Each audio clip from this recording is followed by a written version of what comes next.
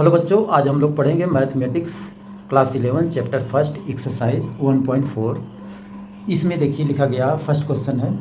इसमें लिखा है find the union of each of the following pair of set, जिसमें फर्स्ट कंडीशन दिया गया है एक्स की वैल्यू कर्ली ब्रैकेट में 1 3 5 एंड वाई की वैल्यू 1 2 3 दिया गया है। इसका हमको यूनियन फाइंड करना है, तो यूनियन के बारे में बताए हैं।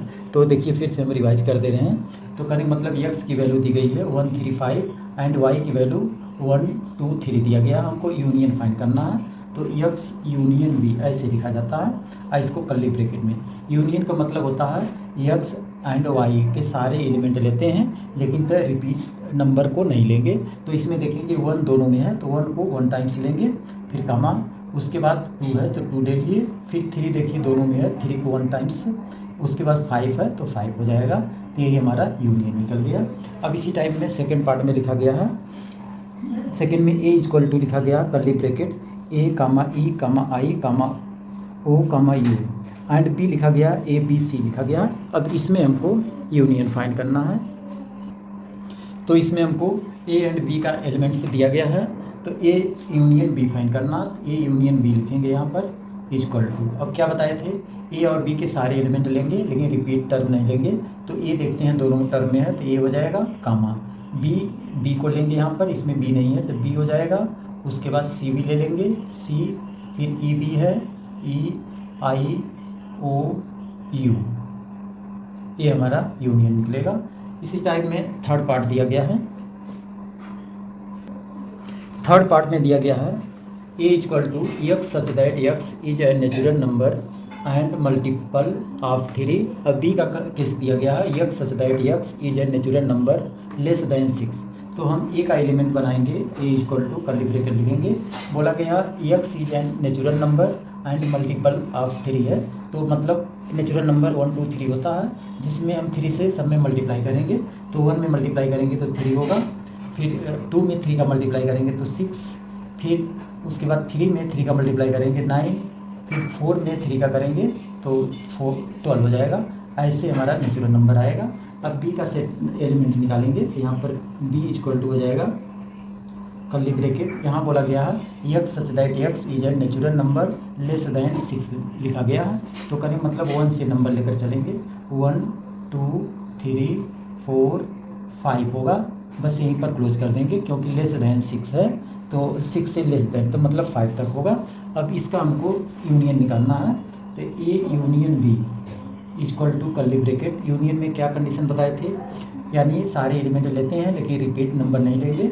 तो इसमें देखिए 1 है तो 1 हो गया, 2 है तो 2 हो गया, 3 दोनों में है तो 1 टाइम्स 3 लेंगे, 4 इसमें है इसमें नहीं है तो 4 ले लिए, उसके बाद 5, फिर 6, ऐसे जो है ये टर्म होगा 9 12 6 9 कामा 12, ऐसे जो है इसका ये यूनियन बी का निकलेगा। अब इसी टाइप में फोर्थ पार्ट में लिखा गया है।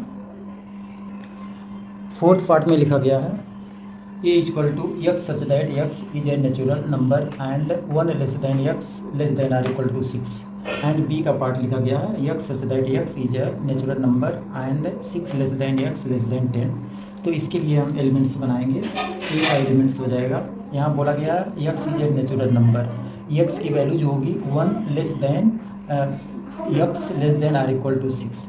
तो कहने मतलब 1 से हम चलेंगे, 1 से लेस होना चाहिए, तो 2 से नंबर स्टार्ट होगा, 2 3 4 5 less than or equal to 6 दिया गया तो 6 भी हो जाएगा। तो ए का एलिमेंट से ये निकलेगा। अब बी का एलिमेंट से निकालेंगे, तो बी का देखते हैं x is a natural number, 6 less than x less than 10 दिया गया, 6 लेस देन दिया गया तो हम इसके अंदर का नंबर लेंगे, यानी करेक्ट मतलब यहाँ से 6 और 10 के बिटवीन में नंबर लेंगे, तो यहाँ से बी का एलिमेंट्स आ जाएगा। तो इस 6 और 10 के बिटवीन में नंबर कौन सा होगा, 7 होगा, 8 9, बस यहाँ पर क्लोज कर देंगे क्योंकि आर इक्वल टू होता तो 10 भी लिया जाता, तो यही नंबर होगा। अब इसका यूनियन निकालेंगे, तो A union B equal to, union का मतलब सारे एलिमेंट्स होंगे लेकिन तो रिपीटेड नंबर नहीं लेंगे। तो यहाँ पर 2 है देखिए, तो कर्ली ब्रैकेट पे 2 3 4 5 6 भी हो जाएगा, और फिर यहाँ से 7 8 9, ये हमारा क्या निकलेगा, यूनियन निकलेगा। अब क्वेश्चन नंबर 2 है। क्वेश्चन नंबर 2 में लिखा गया है let A equal to curly bracket A comma B, B equal to A B C, is A subset B, what is A union B. कहने मतलब इसमें भी हमको ए यूनियन बी फाइंड करना है, और कंडीशन बोला है ए सबसेट बी का है।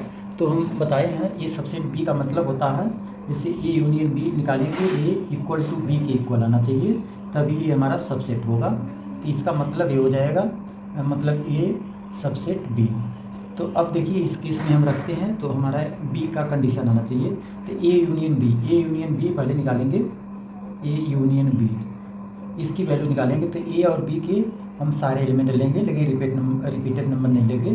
तो यहाँ से ए हो जाएगा, और बी देखिए दोनों में है तो बी एक बार लेंगे, और सी, तो सी हो गया। तो ये जो वैल्यू आई है ये देखिए किसके इक्वल आई है, ये बी के इक्वल आई है।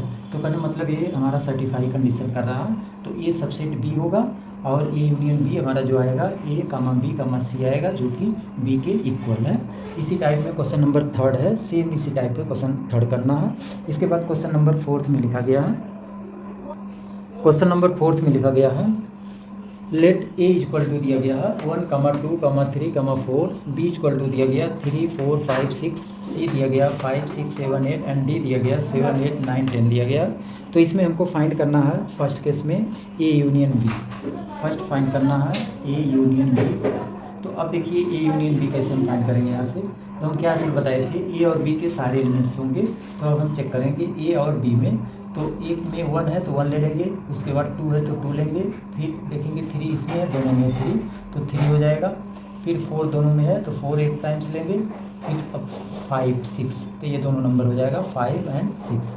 तो ये हमारा क्या निकल गया, ए यूनियन बी निकल गया। अगर हम सेकेंड केस में इसी का निकालते हैं, A union B union C निकाला जाए तो देखिए क्या आएगा। अब तो इसके लिए तो हम ए यूनियन बी निकाल चुके हैं, तो ए यूनियन बी की वैल्यू हमारी दिस आई है। अब इसी में हमको सी वाला टर्म देखना है, ए सी वाले टर्म में देखेंगे।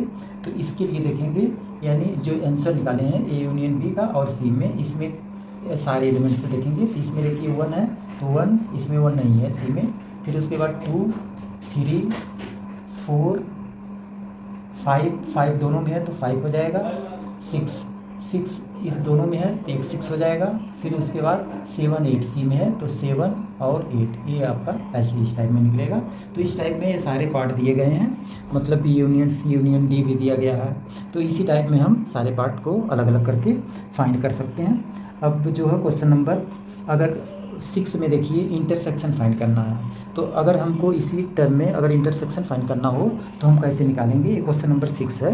तो यही समझ लीजिए, जिससे हमको निकालना है ए इंटरसेक्शन नीचे की तरफ दिखाते हैं, ए इंटरसेक्शन बी की वैल्यू निकालनी है। तो अब इसमें हम देखेंगे कॉमन एलिमेंट, इंटरसेक्शन में क्या होता है ए और बी के कॉमन टर्म होते हैं। तो इसमें देखेंगे कॉमन क्या मिल रहा है ए और बी में।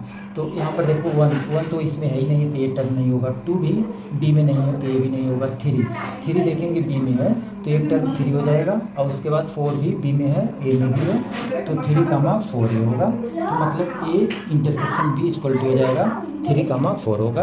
तो इंटरसेक्शन का मतलब कॉमन डिफरेंस होता है। अगर इसी में डिफरेंस निकालना हो, जैसे ए माइनस बी निकालना है, तो इसको देखिए कैसे निकालते हैं। तो ए और बी में देखेंगे ए के वे एलिमेंट्स जो बी में न हो। तो ए के कौन सा एलिमेंट ऐसा है जो बी में नहीं है, तो देखेंगे 1 बी में नहीं है तो एक 1 हो जाएगा, 2 भी बी में नहीं है तो 2 हो जाएगा, और उसके बाद 3 बी में है, 4 भी बी में है, इसका तो कोई मतलब नहीं। तो डिफरेंस मतलब क्या हो जाएगा, ए माइनस बी का मतलब हो जाएगा 1, 2 होगा। अगर यही टर्म हमको बी माइनस ए निकालना हो, बी माइनस ए, तो इसके लिए देखिए कैसे निकालेंगे बी माइनस ए के। तो बी माइनस ए यहाँ पर अब देखेंगे बी के वे एलिमेंट्स जो ए में ना हो। तो बी के कौन से एलिमेंट नहीं है, तो एक 5 देखो और 6, ये दोनों एलिमेंट्स ए में नहीं है, तो इसका आंसर आ जाएगा 5, 6। तो ऐसे में हम ए माइनस बी और बी माइनस ए और इंटरसेक्शन के लिए भी आपको बता चुके हैं। तो इस टाइप में ये सारे क्वेश्चन हम सॉल्व कर लेंगे। इसके आगे नेक्स्ट वीडियो आप डिस्क्रिप्शन बॉक्स में देखेंगे तो मिल जाएगी। ओके।